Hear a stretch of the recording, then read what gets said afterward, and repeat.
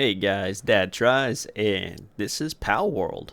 Palworld is an open world survival crafting game that focuses on catching these cute little pals, bringing them back to your base, and forcing them to do your dirty work.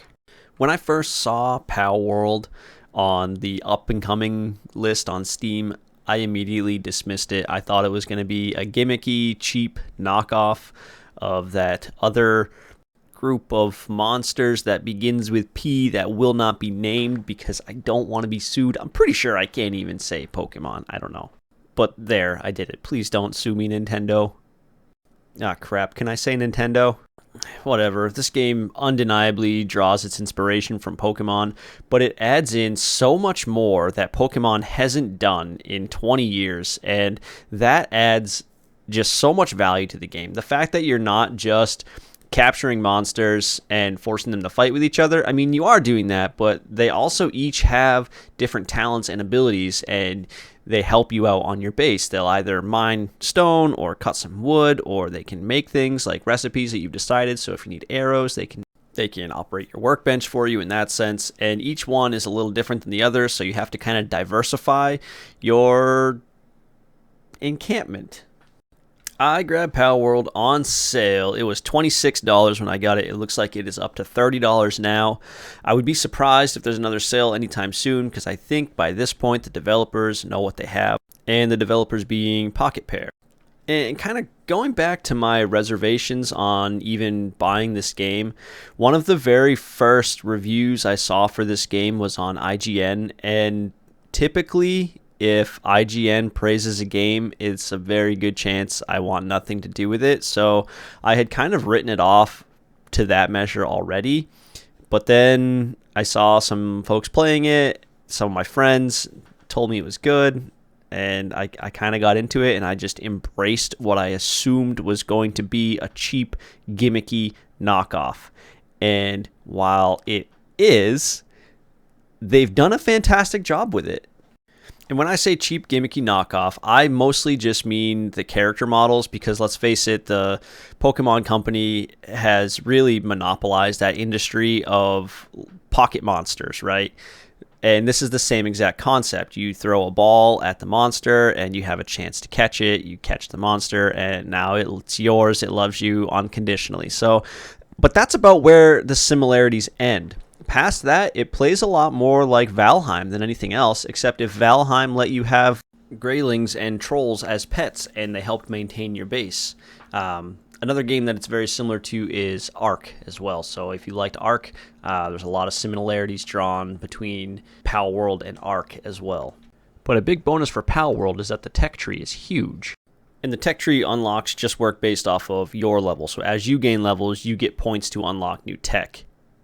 And the tech will deliver you all the way from essentially the Stone Age to pretty close to the modern era with guns and things like that. Yes, you can give your pals guns.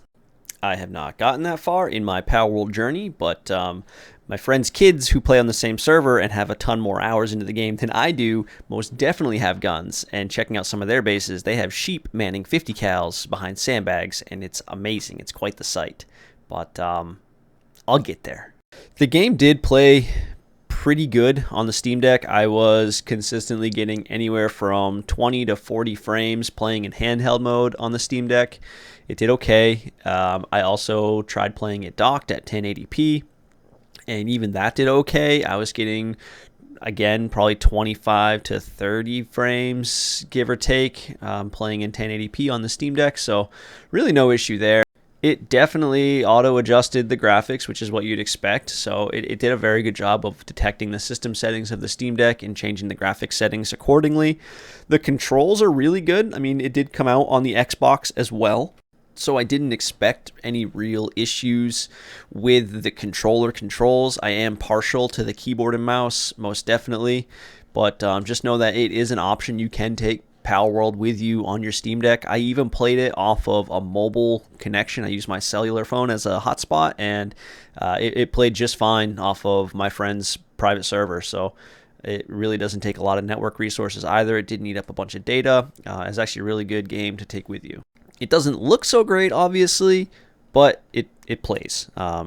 when you get back to your regular computer, it's like night and day. I mean, the graphics really can be dumbed down to a point where the game is not much to look at, but sacrifices have to be made if you want to play it pals on the go.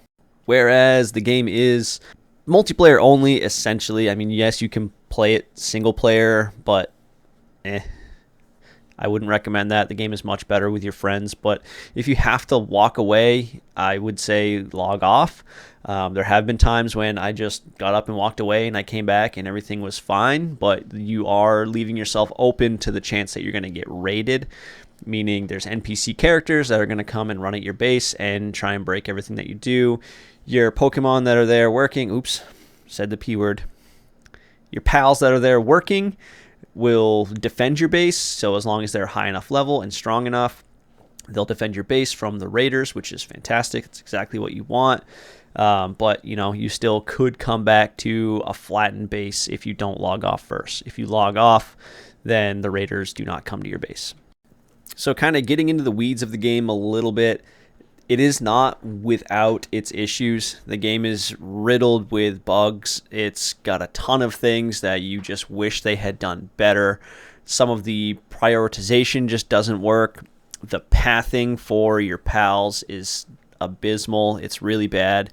If you don't build your base on a nice flat surface, every time you log off and log back on, it's pretty much guaranteed all of your pals are going to be starving. They're going to have broken legs. They're going to be depressed. They're pretty much going to be hanging out in a corner wishing for the sweet release of death until you actually manually swap them out, put in new pals, and let them rest in the pal box. But the developer is aware of most of these issues, and they've actually come out and made statements saying that, first of all, they were not expecting this kind of turnout for their game. And second of all, they have a list of things that they're going to be fixing. And with the amount of revenue that they've created off of this game, I have complete faith in these developers that they will fix the game. I think it's going to be probably one of the best survival crafting games out there very shortly. And I think this game is going to be so successful based on the fact that if you're like me, and actually looking at my video statistics, most of my viewers are somewhere in the age of 24 to 38 years old. And those of us that grew up with the original Pokemon games on the Game Boy, I mean, this is kind of what we have been waiting for Nintendo to do since those games, and they just haven't done it. They've really just reskinned and upgraded their sprites and graphics ever so slightly from each iteration of Pokemon game that they come out with. They really haven't done anything innovative like this, and this is what we've been waiting for. The millennial generation, I think, is going to hop all over this. I mean, I know I have, and I've got about 20 hours into it right now at the time of recording, and I mean, there's so much more for me to do. I haven't caught all of the pals. I believe there's 111 right now. I haven't explored all the islands. There's a ton of things left for me to do, and this game is still early access. I'd jump on this one. If you're watching this video and you've gotten this far and you're even a little bit curious, check this one out. I really can't recommend it enough. I know $30 is a little bit steep, and it's probably one of the more expensive games that I review, but it really is good. If you have a few friends that you're going to play it with, get a dedicated server. You're going to have a lot of fun. Come into this one with an open mind and expecting some bugs. The hype really is, I guess, real on this one. I mean, the internet has kind of blown up over Palworld, but again, this is what the millennial generation has been waiting for, and this game proves it, I think. So jump on the bandwagon, collect all of the pals, bring them back to your base, and force them to do your bidding. The mainstream gaming media for once has not lied to you, and the mainstream gaming media such as IGN has actually recommended a decent game from a tiny developer, and I am shocked. So I guess welcome to 2024 where anything can happen. I would really appreciate a thumbs up on this video. If you want to see more, subscribe. I would really appreciate that. And leave me a comment. I really like the comments. Thank you so much. Have a great rest of your day.